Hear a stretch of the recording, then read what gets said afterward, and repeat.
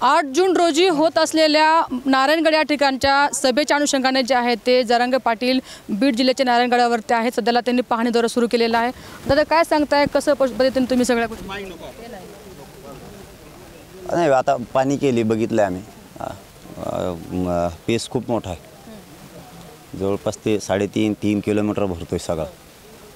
पण त्याची साफसफाई, त्याच्यावरची तयारी, करोडो समाज येणार आहे, त्याचं काय व्यवस्था आहे, गैरसोय नाही झाली पाहिजे। अशा एवढ्या मोठ्या कार्यक्रमाच्या तयारीला 2-2, 2.5 महिने लागते। आपल्या आता 20-22 दिवस राहिलेत फक्त, आणि इथं सध्या तरी काहीच तयारी नाही। लोकांचा गैरसोय नाही झाली पाहिजे असं माझं म्हणणं आहे। पण आता बैठकीत ठरल, त्यांची तयारी करण्याची इच्छा असेल तर समाज येणार आहे, तर समाजाचे गैरसोय नाही झाली पाहिजे। कारण आम्ही जालना जिल्ह्यातून येऊन तर इथं तयारी नाही करू शकत इतक्या लांबून। आता पार्किंगची व्यवस्था कशी आहे, कारण हजारो एकर जमीन फक्त पार्किंगसाठी लागणार। जर हजारो एकर सभेला लागायला लागली तर तिकडे 1000 हेक्टर तरी पाहिजे किमान पार्किंगसाठी। तिथल्या लाईटिंगची व्यवस्था आहे, तिथल्या साऊंड सिस्टीमची पण व्यवस्था आहे, वाहनं कुंकड घुसले काय केले, इथल्याही साऊंड सिस्टीमची व्यवस्था आहे, लाईटिंगची व्यवस्था आहे, इथल्या सगळ्याच्यात इथं तरफडला नाही पाहिजे समाज। कारण आई बहिणी येणार आहेत आणि करोडोत येणार आहेत, त्या लाखात नाही येणार आता, तर ती व्यवस्था झाली पाहिजे।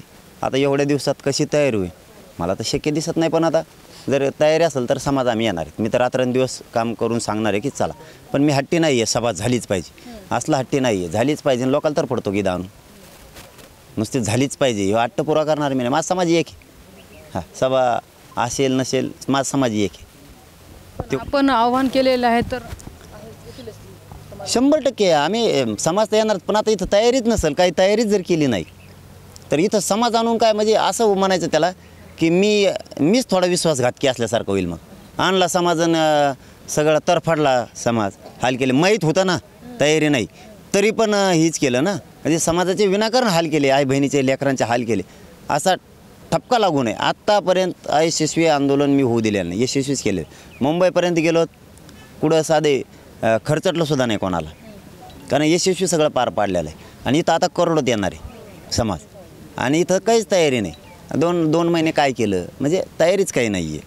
आणि इथं साधा बांबू बी ठोकलेला नाही। आत्ताची जी पोझिशन आम्ही सगळ्यांनी बघितली, इथं महाराष्ट्रातल्या सगळ्या जिल्ह्यातले लोक आज आलेले, ते त्यांच्या डोळ्याने बघतात आज इथं काहीच तयारी नाही।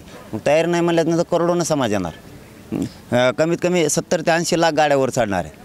मग 70-80 लाख गाड्याची पार्किंगची व्यवस्था कशी, त्यांच्या इथली व्यवस्था कशी,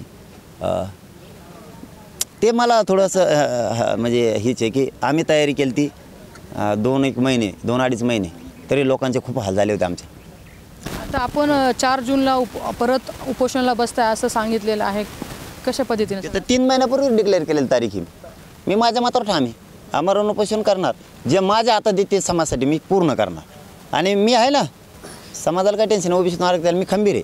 मग हे उपोषण तुमचं अंतर्सराठीत असणार, आणि या ठिकाणी 8 तारखेला मग नारायणगडावरती नाही अंतरवालीला का 8 तारखे सभेला मी ॲम्ब्युलन्समध्ये मधून येणार, पण आमरण उपोषणाचं फिक्स आहे 3 महिन्यापूर्वीच मी डिक्लेअर केलेलं, कारण ते राहणार, ते माझ्या समाजासाठी, तिथं मी जीव बी द्यायला तयार आहे समाजाच्या लेकरासाठी। 4 जूनला रिझल्ट पण आहे लोकसभेच्या निवडणुकीचा, त्यांच्या आनंदाचं आम्हाला काय करायचं, आमचे लेकरं उपाशी मरायले तर ते झालं। आता कालचा विषय होता तो संपला विषय तिथल्या तिथं।